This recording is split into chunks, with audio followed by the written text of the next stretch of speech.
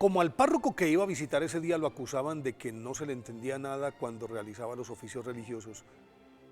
y por lo tanto sus actuaciones eran inválidas canónicamente, el obispo Virgilio de Salzburgo quiso corroborarlo de primera mano y por eso llegó de incógnito a la iglesia, en donde en ese momento el sacerdote bautizaba a un niño y al terminar la ceremonia se le presentó y le llamó la atención sobre su deficiente latín a la hora de pronunciar las fórmulas rituales del sacramento, a lo que el apenado sacerdote le respondió que ese siempre había sido su talón de Aquiles, porque aunque lo entendía y hablaba, le era muy difícil pronunciarlo correctamente. Tras hablar con el viejo cura durante un buen rato, concluyó que era un verdadero hombre de Dios y por lo tanto todos sus actos eran válidos, pero esa posición enhiesta y tajante fue descalificada por San Bonifacio, arzobispo de Mainz, quien arguía que lo que no se dice claramente no es agradable a los ojos de Dios. Y el obispo Virgilio sostenía que la actitud interior y la limpieza del corazón valían más que las palabras. Para zanjar las diferencias, elevaron la querella ante el Papa Zacarías, que no dudó en darle la razón al obispo Virgilio. En adelante, esa tesis salvó a muchos sacerdotes como al santo cura de Ars o a San José de Cupertino, que no eran tan doctos, pero eso sí, muy piadosos. Virgilio Fergal, nacido en Irlanda a principios del siglo VIII, fue educado en su país por monjes formados en la tradición de San Patricio y emigró a Europa más o menos en el año 743, luego de ser abad de Aghbou, y viajó con la idea de peregrinar hacia Tierra Santa, pero precedido de la fama de su elocuencia y de su vida austera, no pudo pasar de Aquisgrán, en donde Pipino el Breve, el papá de Carlomagno, que acababa de acceder al poder, lo envió a evangelizar a la actual Baviera en Alemania, que por aquella época pertenecía a sus dominios. Y dada su fructífera labor, fue nombrado abad del monasterio de San Pedro de Salzburgo en Austria.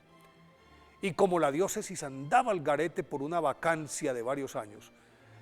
le asignaron la administración de la misma, aunque solo vino a ser elevado a la dignidad episcopal 10 años después, en el 755.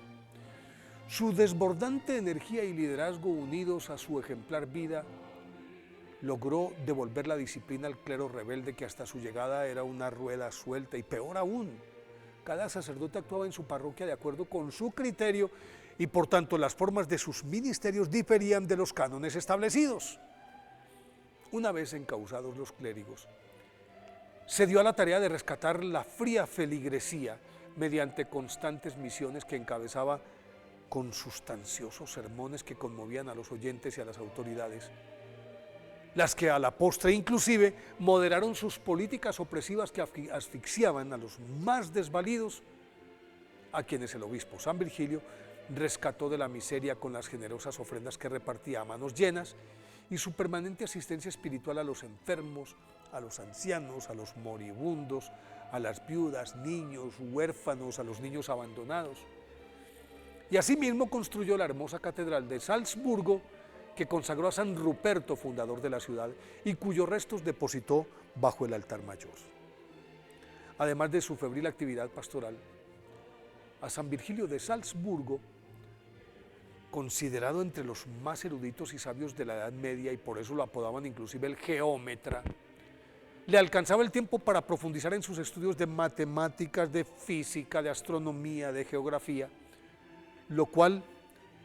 le trajo muchos problemas con sus superiores eclesiásticos, porque sostuvo con argumentos sólidos y vehementes que la Tierra era redonda y que en las antípodas vivían hombres a los que también alumbraban el sol y la luna, teorías que en ese momento, recordemos que se aceptaba como dogma que la Tierra era plana. Entonces estas teorías eran consideradas sacrílegas, y por ello San Virgilio de Salzburgo fue enjuiciado y amenazado con la excomunión, pero la contundencia de sus planteamientos le bastaron para exonerarlo, aunque hasta su muerte acaecida en Salzburgo, el 27 de noviembre del 784, cargó con el lastre de la sospecha herética. Fue canonizado por el Papa Gregorio IX en 1230. Por eso hoy día de su festividad Pidámosle a San Virgilio de Salzburgo que nos enseñe a reconocer y aceptar las limitaciones propias y de nuestros semejantes para la gloria de Dios.